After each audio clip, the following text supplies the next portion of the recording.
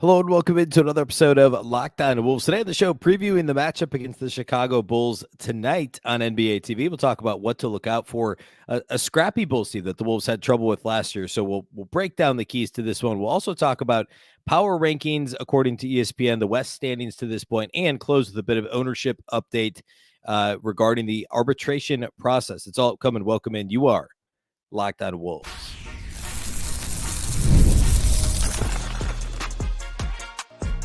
You are Locked On Timberwolves, your daily Minnesota Timberwolves podcast. Part of the Locked On Podcast Network, your team every day. Hello and welcome to the Locked On Wolves podcast, part of the Locked On Podcast Network, your team every day. My name is Ben Beecken. I'm the host of Locked On Wolves. Today's episode is brought to us by FanDuel. You can start the season with a big return on FanDuel. New customers can place a $5 bet. You'll get started with $150 in bonus bets if you win your first $5 bet. Again, visit FanDuel.com to get started. Happy Thursday, everybody. Happy Timberwolves game day. The Wolves enjoyed a couple of days off this week and are now back at it with 3 games in 4 days, just like they ended up with last weekend. This week, it's a Thursday, Friday. Wait, how does this work? Thursday, Friday, Sunday. Yeah, that's what it is. Thursday, Friday, Sunday is there 3 games in 4 days. So they kick it off in Chicago against the Bulls on Thursday night. We're going to start with a preview of that matchup. And last year, it did not go well for Minnesota playing the Bulls. We'll talk about that. We'll talk about why I think they match up a little better with this version of the Bulls than last year's version of the Bulls. And we'll get into some other stuff here, Western Conference standings, power rankings, and then some ownership things toward the end. So a big show today leading into the game this evening. A big thank you for making Locked On Wolves your first listen every single day. Of course, this show is free and available everywhere. That includes YouTube as well as all of your favorite audio platforms.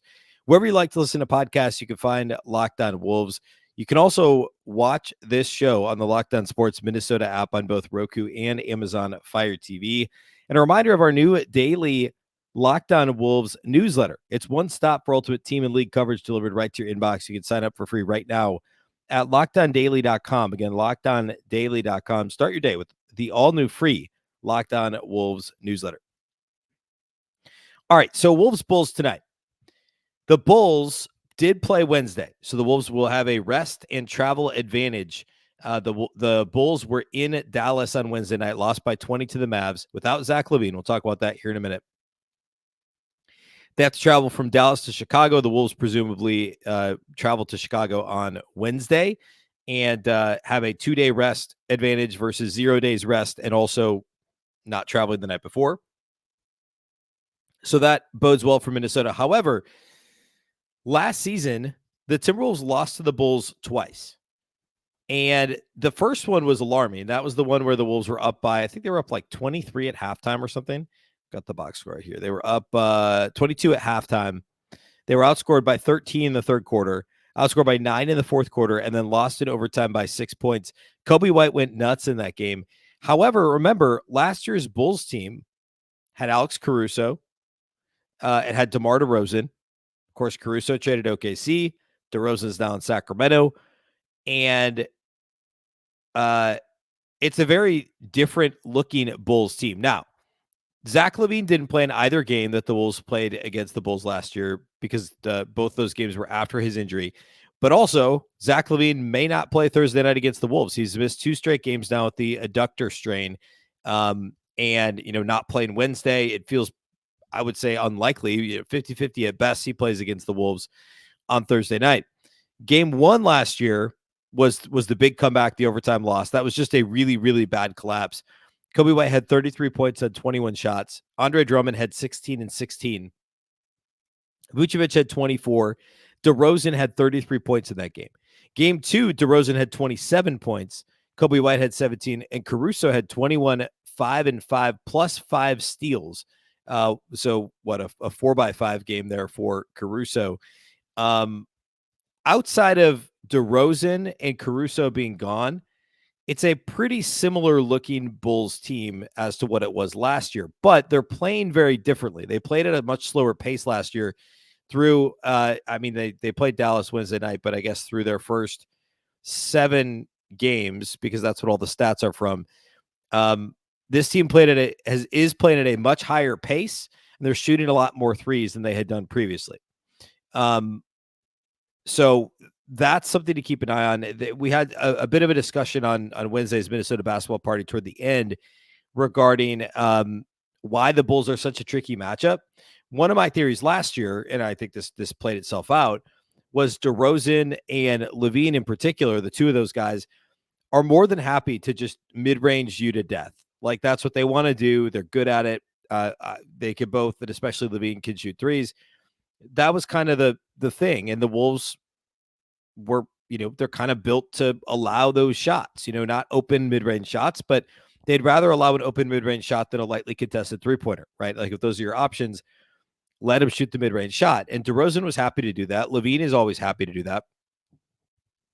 And so that made this a little bit of a tricky matchup. You add in the fact that they have some youth and some, I don't know, what's the word I'm looking for? I don't know, a youthful intensity to them, whether it's Kobe White or, Caruso, the way he plays. Now, in place of Caruso, they have Josh Giddey, who is a different player than Alex Caruso, but kind of plays with that same, in a sense, reckless abandon. He's not as good of a defender. He's not as good of a player, period. And he's also not as good of an offensive player, but he's, he can have those moments in the open floor where he's really hard to contain, and he's a big body guard. And now you've got him in that Caruso spot. So they're going to play fast. They're going to play somewhat reckless, which can be, leads to a higher variance game, which is a challenge. And they shoot and make a ton of threes. Now, in their loss to the Mavs on Wednesday, they were 12 of 42 outside the arc, which is just not even 29%. Ayo Dosunmu was 2 of 10 outside the arc. Kobe White was 1 of 7. And again, as a team, they were 28.6%. But coming into play on Wednesday, Chicago was number 4 in the NBA in three-point attempt rate, and 6 in percentage, 38.1%. And again, coming into play on Wednesday, listen to all the guys that have shooting over 40%. It's actually their 4 best players, probably. Nikola Vucevic on nearly 5 attempts per game, shooting 48.5% for 3, which is nuts. Zach LaVine on 8 attempts per game, 45.8%. It's nearly Anthony Edwards territory.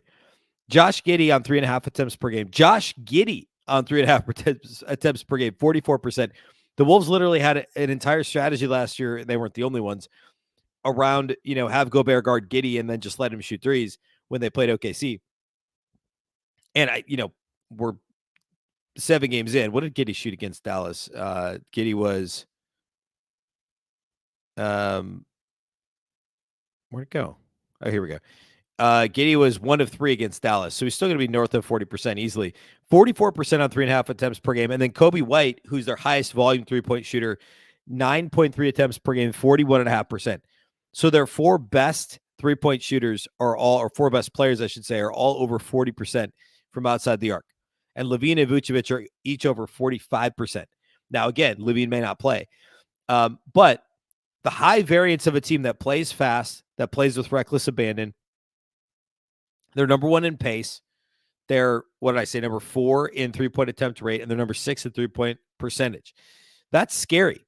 A lot of threes at high pace also leads to a lot of rebounds. The Wolves have been a spotty defensive rebounding teams at times over the past few years, including this year. But Chicago is not a great offensive rebounding team. They're 26th in offensive rebound rate. So that plays to the Wolves' advantage. Hopefully that doesn't kill them in this game. And if the Bulls don't shoot it well, the Wolves can clean the glass. I think they'll be all right. I think Jack and somebody else on the basketball party Wednesday, can't remember who it was. I think it might have been Reggie. Both thought the Wolves would lose to the Bulls. And again, they lost twice to them last year. Like that first game, the overtime loss. The second game, they ended up losing by 8 at Target Center. And that was kind of the opposite, in that the Bulls jumped out early. The Wolves got within a couple possessions, but then the Bulls closed them out. And that was a game that the Wolves, it was after the Karl Anthony Towns injuries. There was no Cat in that game. The bench unit was, 3 guys who aren't with the Wolves anymore: Monte Morris, Kyle Anderson, Jordan McLaughlin, and then Alexander Walker. Nas started that game. And Ant had 22, but it took him 20 shots. He had 6 turnovers. So not a good overall performance for Minnesota. That was like late March, I think. March 31st. So right toward the end of the season. But again, no DeRozan, potentially no LaVine, and no Alex Caruso. I actually think the Wolves will win this game, which they should, right?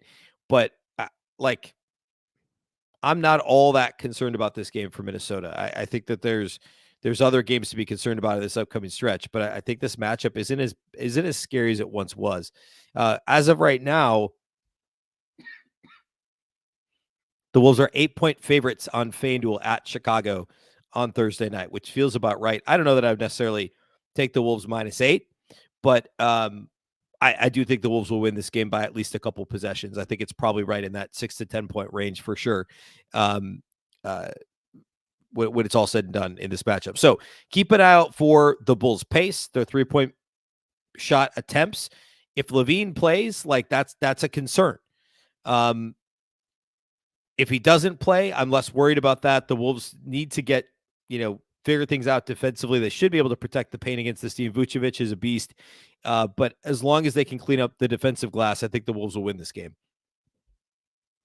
All right. Next, I want to get to ESPN's power rankings and the Western Conference standings to this point.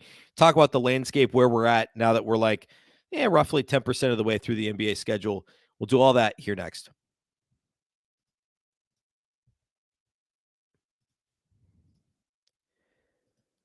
Today's episode of Locked On Wolves is brought to us by our new friends at SKIMS. There's a lot of things to complain about when it comes to underwear. Underwear can be uncomfortable. For me, like, you got to get the right pair. If it's not comfortable, that's the most important thing, right?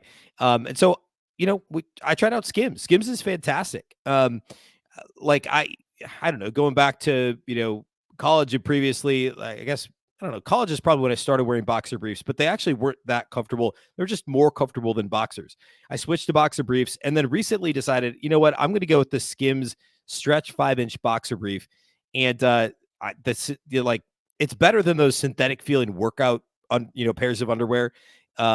These are like, they give you all the movement you need for walking around all day, working out, whatever it might be. And you don't feel like you're wearing gym clothes or gym underwear. And they're the type of, the stretch boxer briefs.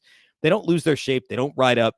And, I don't know. I just feel better when I'm wearing them. They're genuinely comfortable and easily the most comfortable underwear I've worn in a very, very long time. And definitely the way to go. The stretch 5-inch boxer briefs. I also, by the way, have the cotton boxer briefs. Those are comfortable too. The stretch are my absolute favorites.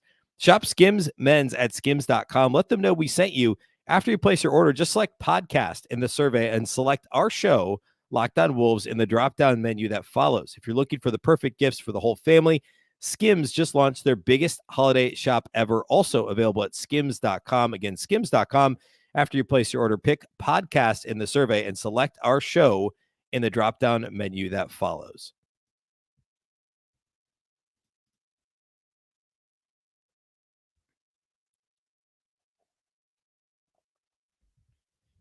All right. Let's talk about the Western Conference. And actually, let's start with the ESPN power rankings. And I like the NBA.com ones more. We'll probably talk about those next week. The Wolves play Sunday, so I guess Monday will be a post-game pod. So maybe Tuesday's show, we'll talk about the NBA.com power rankings with John Schumann that come out on Sundays. But the ESPN one is interesting. Like, we talk about that. Also, like, Bill Simmons on the Bill Simmons podcast talked about, he basically did a tiered ranking. I think he had the Wolves 6th overall in his ranking in the NBA. ESPN, and this was after the win on Monday night over Charlotte. Not that, that was obviously expected, but the Wolves won easily. They've got ESPN as the Wolves at 8th on their power rankings. This is, of course, before games on Wednesday night this week. And it has Minnesota behind. I'll give you the top 7. Obviously, number 1 is Boston. Number 2 is OKC. Number 3 is Cleveland. You can really order those 3 however you want, but I think the Celtics, we'll call it the benefit of the doubt after winning the title, right? Of course, the Thunder and Cavs are both undefeated. The Cavs are now 9-0 after winning yet again on Wednesday night. Actually, the Thunder lost. The Thunder were 7-0 when this power poll was done, but OKC did lose on Wednesday night to Denver, actually, by a bucket. So the only undefeated team in the league right now is the Cleveland Cavs. They're 9-0. The Thunder are 7-1. The Celtics are 7-2 because they just lost to Golden State on Wednesday night on ESPN. No matter how you slice it and dice it, those are your top 3 teams, though. Number 4 is Phoenix, who I believe Simmons had number 5 right ahead of the Wolves. They've got Golden State at number 5 on ESPN, who I think Simmons had right behind the Wolves. Dallas at 6, the Knicks at 7, and Minnesota at 8. I think Simmons also the Knicks behind the Wolves. Last week, ESPN had the Wolves at 5. They're now down to 8. And I don't really understand the 3-slot slide. I guess it was the Spurs loss, which of course was a back-to-back where the Wolves got in at 3, 4 in the morning and turned around and played at 7 p.m. I don't know. I feel like the Wolves are like the Knicks. I actually watched the end of the Knicks game. Cat was awesome, by the way. Like the Knicks should have beaten the Hawks on Wednesday night. Cat hit a 3. Then he gets a block on the other end that was called a goaltend, but then overturned because it was a clean block. And then the Knicks fell apart to the Hawks, and they're now 3-4. I don't know how you have them ahead of the Wolves. I guess this was before that game, but still, I would put the Wolves ahead of the Knicks. The Mavs beat the Wolves, so you could argue either way on that. I think I'd have the Wolves ahead of the Warriors, although I guess they did just beat Boston on the road. So I don't know. Maybe I wouldn't. Maybe I'd put the Wolves at 7 right now. 6 or 7 feels about right to me. You look at the Western Conference overall, and this is now through play. I'm recording this after all the games finished up on Wednesday, and I think 11 of the 22 of the 30 teams played on Wednesday night. I think everybody that doesn't play Thursday or that isn't playing tonight played Wednesday night. Minnesota right now is they're tied for. I guess they're not really tied. They're 8th right now in the Western Conference at 4-3, a half game behind a bunch of 5-3 teams: Houston, Dallas, Sacramento, Denver. Of those, I'm confident they're better than Sacramento, Denver, and Houston. So not really too scary there. Memphis won again. They've got a nice point differential, plus 3.8, which is better than the Wolves, and they're 5-4. The Lakers are 4-4. They've struggled a little bit lately. Of course, Minnesota lost to the Lakers, and the Clippers are 4-4. So you've got actually, let's look at this. How many teams? 11 teams in the West are between 3 and 5 wins. You've got 3 7-win teams: the Suns, Thunder, and Warriors. And you got the Jazz, who are 1-6. Everybody else is between 3 and 5 wins, which isn't surprising. There's no real major surprises on this list, other than the Suns being 7-1 is a mild surprise. Although everybody it's a little bit noisy. It's a little bit. It's not real. Their point differential is 3.6. Whereas like the Thunder's is plus 15, the Warriors is plus 15.8, even Houston is plus 7. Like 3.6 is like they should be in the 7 to 10, like the play-in type range with that sort of a differential. So their 7-1 record is a little bit surprising. Maybe Houston being 5-3 is a little bit surprising. I didn't think Utah would be that bad at 1-6 this early. They have a minus 14.7 differential. So, it's early. The Wolves are about where I would expect them to be in terms of like the teams that are around them. Ultimately, they'll be better than all those teams I just listed. Golden State and Phoenix, there's a real chance those teams are top 4 teams in the West, and they maybe belong in the same class as OKC and Minnesota and where we thought Denver would be previously. Maybe Denver gets bumped out, and we're talking about, in some order, OKC, Dallas, Minnesota, Phoenix, and Golden State as like your top 5 in some order. Of course, Denver's got to deal with the Aaron Gordon injury. Although they did get that crazy win, the 2-point win that I just mentioned over OKC. And I think Jokic had like an insane triple-double with 16 assists or something like that. Is that true? Yeah, 23, 20, and 16 for Jokic on Wednesday night and pulling out that win over OKC. So we obviously can't count out Denver, but with their depth issues, with no Aaron Gordon, Peyton Watson started for them and played 34 minutes in this game. And like their bench, Dario Saric didn't even play in this game. It was a 3-man bench. Julian Strawther, Hunter Tyson, and Zeke Naji are the only guys that played off the bench. They are going to absolutely kill their starters by playing them such heavy minutes. So all that to say, I think that feels about right for the Wolves power ranking wise. And I'm still confident they're, a top 4 team in the Western Conference, probably top 3 team in the Western Conference when it's all said and done. Real quick on the East, the Cavs are 9-0, Boston 7-2, and then it's a massive drop off. We talked about the logjam in the West of 3 to 5 win teams. In the East, there's nobody with 5 wins. There's a bunch of teams at 3 wins. There's 6 teams with 3 wins and 3 teams with 4 wins. The Pacers, and they're all like 500 or worse. You have 2 teams above 500 in the Eastern Conference. In the West, you've got 8 teams above 500, from the Wolves up to the Suns. 8 teams above 500. There's 2 in the East. The Pacers are 4-4. The Nets are 4-4. The Hawks are 4-5. They just beat the Knicks. The Knicks are 3-4. And then you get it. It gets kind of gross. Like the Bulls right now are tied for 8th in the Western Conference. At the bottom, the Bucks are 1-6, which is obviously alarming. And the Sixers are 1-6. 2 teams that, like, if fully healthy before the season, people would have said they're 2 of the top 4 teams in the East, almost unquestionably, or 2 of the top 5, depending on your thoughts on the Knicks and the Cavs. I mean, obviously now the Cavs are not no, but it's getting late early for the Bucks and Sixers. Now it is the East. They're not going to finish below the Raptors, Wizards, Pistons. I know Brooklyn's 4-4. I think eventually they fall off a little bit. The Magic with the Banchero injury, or they're 3-6. They're going to be in trouble. Charlotte. The East is so bad. I think the Bucks and Sixers both still at least make the play-in, despite their identical 1-6 starts and the injuries and now the suspension for Embiid. But that'll be something to keep an eye on. All right, let's talk a little bit about the ownership stuff and where that sits, and we'll close out the show there.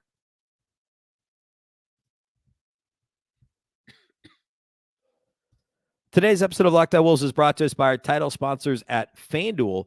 Get ready to tackle the NFL action with FanDuel, America's #1 sportsbook. Right now, new customers can bet $5 and get $150 in bonus bets if you win. The FanDuel Sportsbook app gives you everything you need to place live bets on the NFL all in one place. So when you get a hunch in the middle of the game, you can check out the latest stats, view live play-by-play, and so much more on the same page where you place your bets. I already mentioned the Wolves are 8-point favorites at Chicago. For what it's worth, the Bucks are 9-point favorites at home. The 1-6 Bucks, 9-point favorites at home. That's to me like the biggest favorites that a team has ever been that has like a 143 winning percentage. I wonder if that's something we can look up somewhere. The Spurs are 4.5-point favorites at home against Portland. And then if you look at Sunday's slate for the NFL on FanDuel,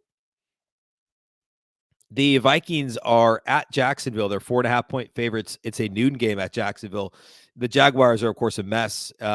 They had a close loss to the Packers a couple weeks ago. They kind of fell apart a little bit last week.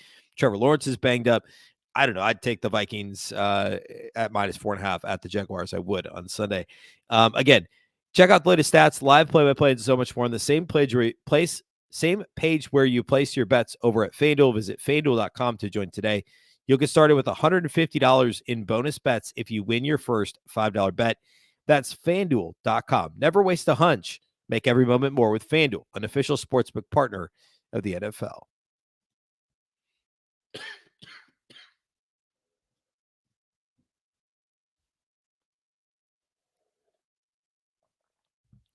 All right, so if you watched or listened to the basketball party on Wednesday, you would have heard us talk a little bit about the ownership situation, I guess the latter half of the podcast. If you're not familiar with the basketball party, we do it every Wednesday morning live on YouTube at about 9 a.m. on the Locked On Sports Minnesota YouTube channel.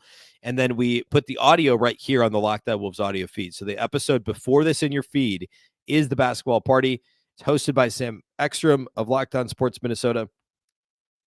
And then the guests are myself, Jack Borman, who co-hosts the Locked On Wolves postcast, formerly of Canis Hoopus, does a great job. And hopefully you follow him on Twitter. If you don't, go do that at JRBorman13. Reggie Wilson, the sports anchor at Care 11, and Ron Johnson, the host of the Ron Johnson Show, former Gopher and Vikings wide receiver, and Bears wide receiver. So it's a fun show that we do every Wednesday. And one of the topics we covered this week was the ownership situation. And I thought as a group, we summed it up fairly well, discussing like what the things are to watch. Of course, the quick version of where we're at now is arbitration is ongoing this week between the Mark Lowry and Alex Rodriguez group and the Glenn Taylor group. The like mediation didn't solve it back in May. So now this is a hearing in front of a 3-person arbitration panel, who each side got to pick one member of the panel, and they had to mutually agree on a third member of the panel. And it's happening throughout this week. I don't know if it's like if there's an end date or if it extends through next week or whatever. But from the beginning, they'd said kind of mid-December would be when there's an announcement made on a decision.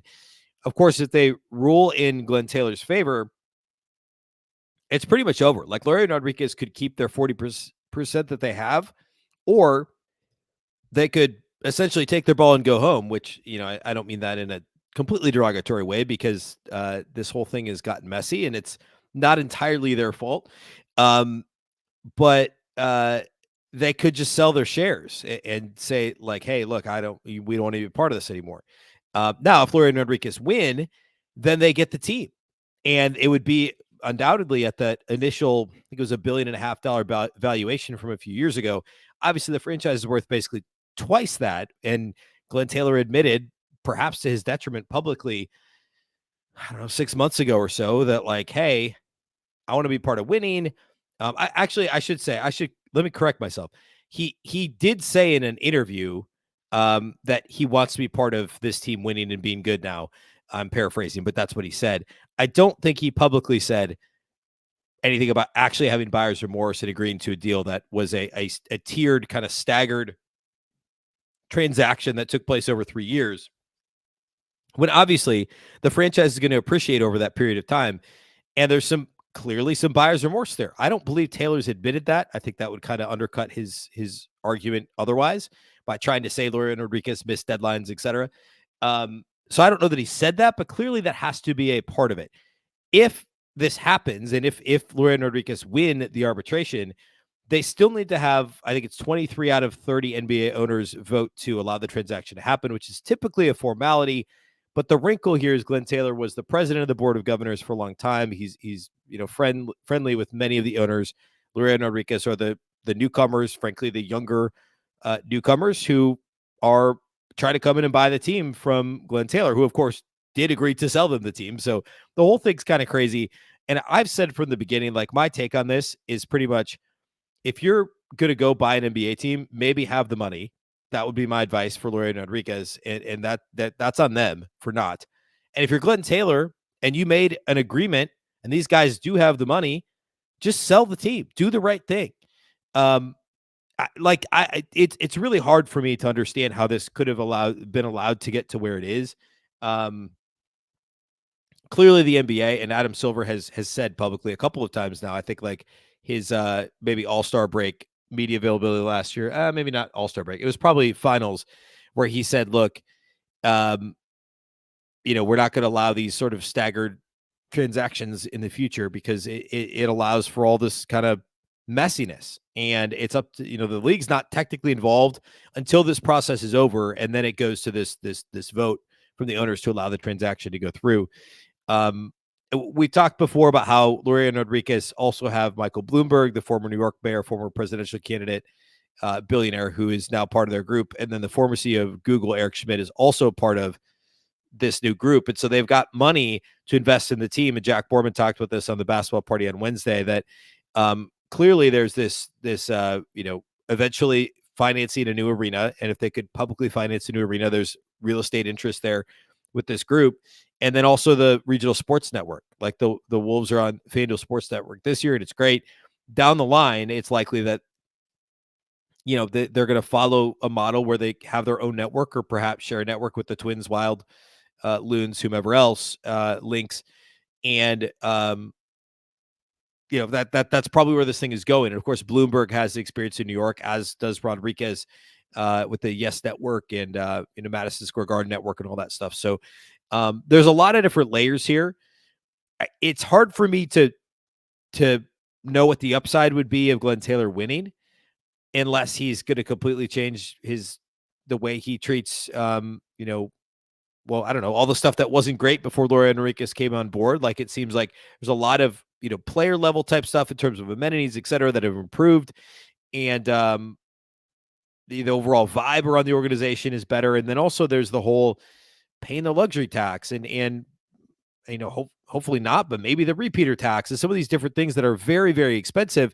And if there are truly billionaires in the Laurie Rodriguez group, maybe there is some possibility there that these guys would be more willing than Taylor to pay some of the extra necessary penalties for this team to be a true finals contender for the foreseeable future. So there's a lot of layers here, and it's something to keep an eye on. I don't know that we'll hear much else for the next month or so. Like somewhere in between Thanksgiving and Christmas is where we're supposed to get a ruling.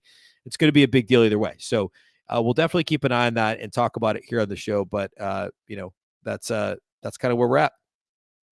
All right. That's all we got for you today here on the show. We got Wolves Bulls tonight. Stay locked into the Locked On Sports Minnesota YouTube channel for the live postcast, I believe with Luke Inman and Jack Borman this evening after Wolves Bulls. I'll be back Friday morning with the Locked On Wolves with the regular post-game podcast that I'll do. We'll do studs and duds. We'll talk through key takeaways from the game and get you ready also for Friday night's Wolves game as well. A big thank you for making Locked On Wolves your first listen every day. Of course, this show is free and available everywhere. That includes YouTube as well as all of your favorite audio platforms. Wherever you like to listen to podcasts, you can find Locked On Wolves. You can also watch on the Locked On Sports Minnesota app on both Roku and Amazon Fire TV. And you can follow on X at Locked On T-Wolves and also at B Beecken with 2 B's, 2 E's, C-K-E-N. A reminder about the Locked On Wolves daily newsletter. It's one stop for ultimate team and league coverage delivered right to your inbox. There's content in there from the podcast, give you kind of the cliff notes of the day's show, but then also there's some national articles and some great authors that have some stuff in there as well. Sign up for free right now at lockedondaily.com. Again, lockedondaily.com. Start your day with the all new free Locked On Wolves newsletter. Locked On Wolves podcast is, of course, part of the Locked On Podcast Network. Remember, the Locked On Network is your local experts on all the biggest stories. Once again, I'm Ben Beecken. This is the Locked On Wolves podcast, and we'll catch you next time.